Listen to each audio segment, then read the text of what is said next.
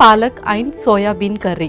ఇప్పుడు చాలా very common అయిపోయింది పీసీఓడి అంటారు, పీసీఓఎస్ అంటారు, ఇర్రెగ్యులర్ పీరియడ్స్ అనేది బికాస్ ఆఫ్ హార్మోనల్ ఇంబ్యాలెన్స్ మనం తీసుకునే ఫుడ్ బట్టి. సో ఎటువంటి ఫుడ్ తీసుకోవాలనేది మాత్రం వెరీ యూస్ఫుల్ యాక్చువల్గా. చాలామంది ఇంట్లో ప్రతి ఒక్కళ్ళు ఎవరికో ఒకరికి పీసీఓడి సమస్య అయితే ఉంటుంది. సో చూద్దాం ఎటువంటి రెసిపీస్ తీసుకొచ్చా ఏంటి నా కాంబినేషన్ ఎలా ఉంటుందో చూద్దాం. ఓకే, ఇంగ్రీడియంట్స్ తెచ్చేస్తాను. ఓకే లాస్య, ఇంగ్రీడియంట్స్ తెచ్చేస్తాను. ఓకే, సో పాలకూర అండ్ అలాగే సోయా బీన్స్ తీసుకొచ్చేసాం. ఈ కాంబినేషన్ ఎవరెవరు తీసుకొచ్చు అంటే ఓన్లీ గర్ల్స్ మాత్రమే ఇర్రెగ్యులర్ పీరియడ్స్ ఉన్న వాళ్ళైనా, లేకపోతే ఎల్డర్లీ పీపుల్ అండ్ చిల్డ్రన్ కూడా తీసుకోవచ్చు? అందరూ తీసుకోవచ్చు, బట్ వీళ్ళకి ఎందుకు సపరేట్గా మనం ఈ రెసిపీ ప్లాన్ చేసామంటే పాలక్లో మనకు ఫోలిక్ యాసిడ్ అండ్ అలాగే ఫైబర్ అనేది ఎక్కువగా ఉంటుంది. అండ్ సోయా ద్వారా మనకు ఈస్ట్రోజన్ హార్మోన్స్ అనేది చక్కగా ప్రొడ్యూస్ అవుతుంది. ఓకే, సో ఆ హార్మోన్ ఇంబ్యాలెన్స్ అవ్వడం వల్లే వాళ్ళకి రెగ్యులర్ పీరియడ్స్ రావడం లేదంటే మెనోపాజ్ ఇవన్నీ కూడా ఉంటుంది. కాబట్టి మనం ఫస్ట్ హార్మోన్స్ని ఏదైతే స్విచ్ ఆన్ చేస్తుందో మనం ఆ ఇంగ్రీడియంట్స్ అనేది ఫస్ట్ చూస్ చేసుకుంటూ ఉండాలి. సో అందులో మనకు సోయాబీన్ చక్కగా హెల్ప్ చేస్తుంది. పర్ఫెక్ట్. సో మరి స్టార్ట్ చేద్దాము ప్రాసెస్? స్టార్ట్ చేసేద్దాం. సో స్టవ్ ఆన్ చేస్తున్నాను.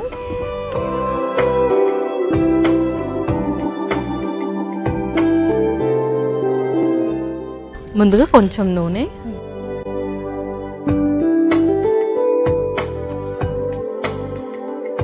సో యూజువల్గా అంటే పీరియడ్స్ ఇరెగ్యులర్ పీరియడ్స్ ఉన్న వాళ్ళు ఎక్కువగా నువ్వులు తీసుకోవాలి అంటూ ఉంటారు. So everyday 1 table spoon of నువ్వులు తీసుకోవచ్చా లేదా? సో ఇది ఎవరికి అంటే ఎవరికైతే చాలా హెవీ బ్లీడింగ్ అవుతూ ఉంటుందో అండ్ ఫోలిక్ యాసిడ్ తక్కువ అయిపోతుంది అండ్ హెచ్బీసీ తక్కువ అయిపోతుంటుంది వాళ్ళకి నువ్వులు అనేది తీసుకోవాలి. బికాజ్ ఐరన్ ప్రొడక్షన్ ఉంటుంది, దానివల్ల మనకు బ్లడ్ ఫామ్ అవుతుంది కాబట్టి వాళ్ళు ఎక్కువగా తీసుకుంటూ ఉండాలి. రిమైనింగ్ వాళ్ళు నార్మల్గా తీసుకున్నా సరిపోతుంది. అండ్ ఇంకొకటి ఎవరికైతే పీరియడ్స్లో కానీ లేదు అంటే ఆఫ్టర్ ప్రెగ్నెన్సీ బ్యాక్ పెయిన్ అనేది ఎక్కువగా ఉంటుంది అండ్ జాయింట్ పెయిన్స్ ఎక్కువగా ఉంటాయి పీరియడ్స్ టైంలో, వాళ్ళకి స్ట్రెంథనింగ్లో కూడా ఉపయోగపడుతుంది. ఓకే, సో నూనె కూడా వేడెక్కిపోయింది. నెక్స్ట్ ఇంకొక స్పూన్ కొంచెం జీలకర్ర,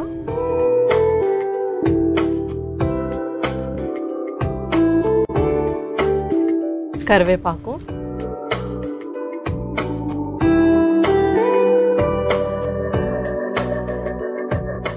ఉల్లిపాయ ముక్కలు,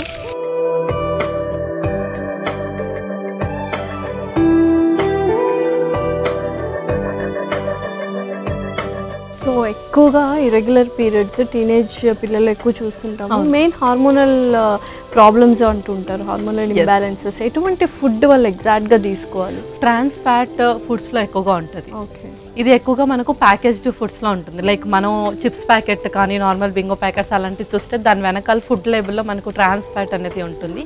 సో అది 0 ఉన్నప్పుడు ఆ ఫుడ్ మనం హ్యాపీగా తీసుకోవచ్చు, బట్ ఆ వాల్యూ కనుక ఎక్కువగా ఉంటే మనం అది అవాయిడ్ చేయకూడదు.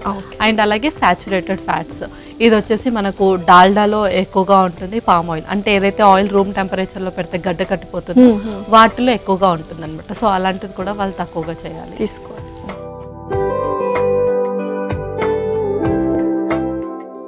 నెక్స్ట్ అల్లం వెల్లుల్లి పేస్ట్,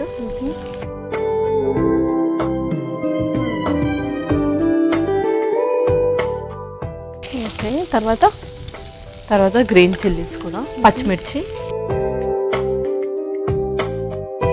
సో కాంబినేషన్స్ అనేవి చూసుకుంటూ ఉండాలన్నమాట వీళ్ళు తరచుగా. సో ఎవ్రీ టైం అంటే ఇప్పుడు పాలకూర యూస్ చేసాము, గ్రీనీ లీఫీ వెజిటేబుల్స్ ఎవ్రీడే తీసుకుంటే బెటర్ అంటారు?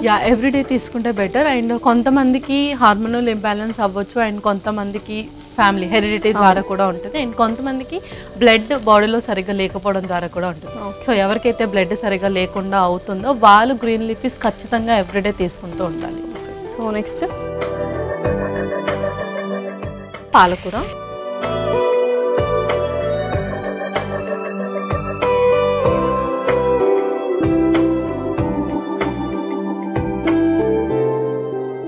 సో మోస్ట్లీ అంటే ఇర్రెగ్యులర్ పీరియడ్స్ ఉన్న వాళ్ళు బయట ప్యాకేజ్డ్ ఫుడ్స్, ప్రాసెస్డ్ ఫుడ్స్ చాలా వరకు కట్ డౌన్ చేసేయాలి, అంతే కదా? తప్పకుండా వాళ్ళు కట్ డౌన్ చేసేయాలి. అండ్ దట్టు మెడికేషన్స్లో ఉన్నప్పుడైతే వాళ్ళ డైట్ ఇంకా స్ట్రిక్ట్గా ఉండాలి. మోస్ట్లీ ఎక్కువగా కుక్ చేయకుండా లేదంటే బాయిల్డ్వే వాళ్ళు ఎక్కువగా ప్రిఫర్ చేస్తూ ఉండాలన్నమాట. లైక్ సాలడ్స్ కానీ లేదంటే ఏమైనా జ్యూసెస్ కానివ్వండి, వాళ్ళు స్టార్ట్ చేయడమే డైట్ సాలడ్స్తో కానీ స్ప్రౌట్స్తో కానీ కొంచెం ఎక్స్ట్రా న్యూట్రియంట్తో చేస్తే ఏంటంటే వాళ్ళ బాడీ మెకానిజం కూడా కరెక్ట్గా వర్క్ చేస్తూ ఉంటుంది. సో నెక్స్ట్ ఆ తర్వాత మనం స్పైసెస్ వేసుకుందాము. ఫస్ట్ సాల్ట్,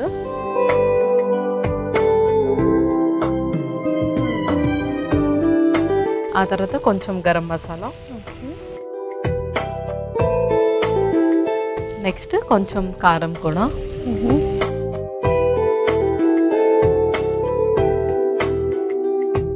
అలాగే కొంచెం పసుపు, కొంచెం వాటర్ వేసుకున్నాము. యా కొన్ని వాటర్.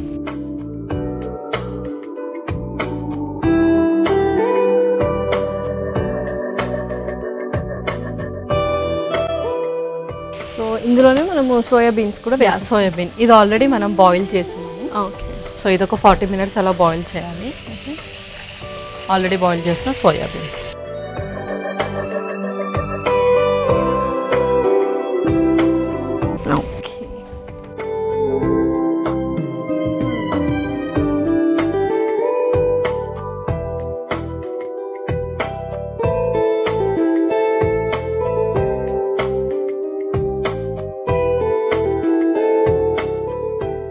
కొంచెం కొత్తిమీరతో గార్నిష్ చేద్దాం. Okay.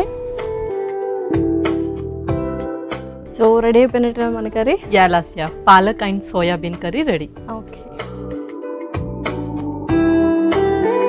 Palak and soybean curry ready. మరి కావాల్సిన పదార్థాలు అలాగే తయారు చేసుకునే విధానం మరొకసారి చూడండి. పాలక్ అండ్ సోయాబీన్స్ కర్రీకి కావాల్సిన పదార్థాలు: నూనె 2 టేబుల్ స్పూన్లు, జీలకర్ర 1 టేబుల్ స్పూన్, కరివేపాకు రెమ్మలు 1, ఉల్లిపాయ ముక్కలు 1 కప్పు, అల్లం వెల్లుల్లి పేస్ట్ 1 టేబుల్ స్పూన్, పచ్చిమిర్చి 3, ఉప్పు తగినంత, పాలకూర 1 cup, garam masala 1 table spoon, కారం 1 టేబుల్ స్పూన్, పసుపు చిటికెడు, ఉడికించుకున్న సోయాబీన్స్ 1 కప్పు, కొత్తిమీర కొద్దిగా. పాలక్ అండ్ సోయాబీన్ కర్రీ తయారు చేసుకునే విధానం: ముందుగా స్టవ్ ఆన్ చేసి ప్యాన్లో నూనె పోసి వేడయ్యాక అందులో జీలకర్ర, కరివేపాకు, ఉల్లిపాయ ముక్కలు, అల్లం వెల్లుల్లి పేస్ట్, పచ్చిమిర్చి వేసి కాస్త వేగాక అందులో తరిగిన పాలకూర, తగినంత ఉప్పు, గరం మసాలా, కారం, పసుపు వేసి కాస్త నీళ్లు పోసి ఉడికించుకున్న తర్వాత ఉడికించుకున్న సోయాబీన్స్ వేసి కలిపి కాసేపు మగ్గించుకొని సర్వింగ్ బౌల్లోకి తీసుకొని పైనుంచి కొత్తిమీర వేసి గార్నిష్ చేసుకుంటే ఎంతో రుచికరమైన palak and soybean curry ready.